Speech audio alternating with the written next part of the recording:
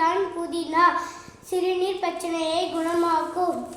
இதுதான் கற்பூரவள்ளி இருமலை குணமாக்கும். இதுதான் கொத்தமல்லி பசியை தூண்டும். இதுதான் துளசி சளி இருமலை குணமாக்கும். இதுதான் தூதுவளை சளி இருமலை குணமாக்கும். இதுதான் அத்திக்கீரை குடல் புண்ணை குணமாக்கும். இதுதான் கருவேப்பிலை காய்ச்சலை குணமாக்கும்.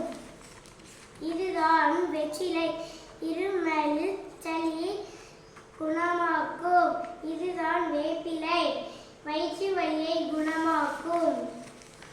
இதுதான் ஆவரை சதை நரம்பு பிரச்சனையை குணமாக்கும். இதுதான் அருகம்புல் தோல் வியாதியை குணமாக்கும். நன்றி. நன்றி.